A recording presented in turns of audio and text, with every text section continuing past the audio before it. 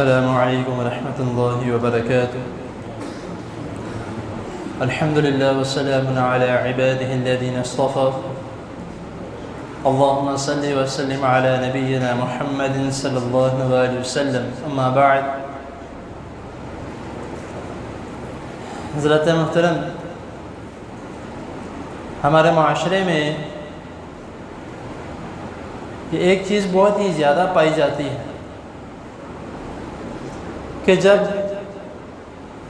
ہم میں سے کوئی بیمار ہوتا ہے اور دوسرا بھائی اس کا پتہ لینے جاتا ہے تو پھر ایک یہ زیادہ تر جو ہے سوال کیا جاتا ہے کہ کیا ہوا ہے،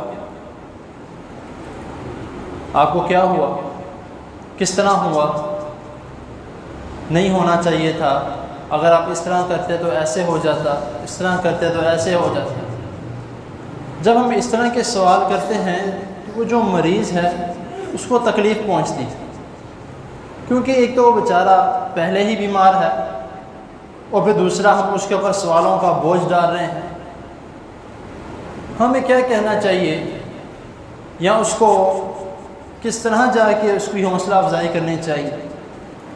نبی کریم صلی اللہ علیہ وسلم جب کسی کی عیادت کے لیے جاتے، بیمار ہوتا، رسول اللہ صلی اللہ علیہ وسلم سب سے پہلے جا کے السلام بلاتے اور سلام کرنے کے بعد اس کو اس طرح اس کی حوصلہ افزائی فرماتے، الا باس طہور انشاءاللہ، کہ کوئی شک نہیں، اللہ تعالیٰ تمہاری اس بیماری سے تمہارے گناہوں کو معاف کر دیں گے.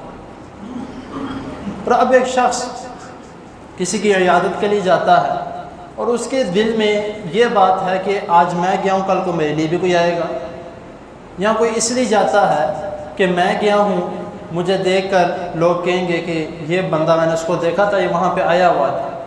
اگر کوئی شخص اس نیت سے جاتا ہے تو اس کے جانے کا کوئی فائدہ نہیں. وہ بے شک جا کے گھنٹہ 2 گھنٹے سارا دن اس کے پاس بیٹھا رہے، اس کی ٹانگیں دباتا رہے، لیکن اس کا کوئی فائدہ نہیں.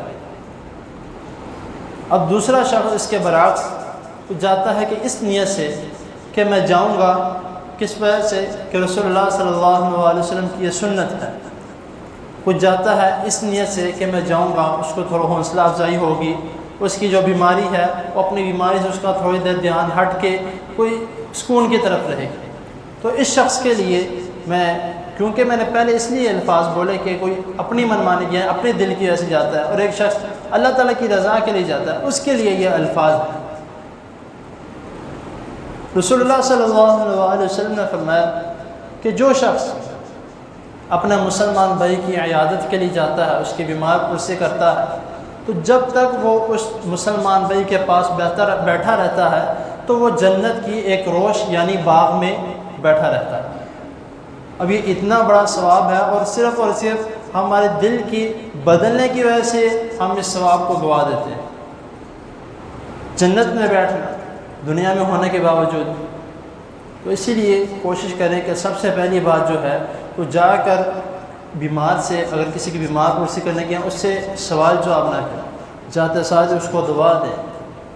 اس کو دعا دینے کے بعد پھر اس کے بعد تھوڑی دیر بیٹھیں، اور اس کے بعد زیادہ دیر تک پاس بھی نہ بیٹھے رہیں، کیونکہ پھر وہ تکلف میں بڑھ جاتا ہے. ایک تو بیمار ہے، وہ تکلف میں بڑھ جاتا ہے.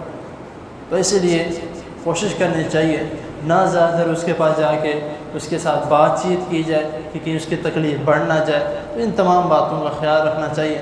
اللہ تعالیٰ کی حضور دعا ہے اللہ تعالیٰ ہمیں جو سنا اس کو سمجھنے کے، اس پر عمل کرنے کی توفیق عطا فرمائے. وآخر دعوانا ان الحمد للہ رب العالمین. جزاکم اللہ.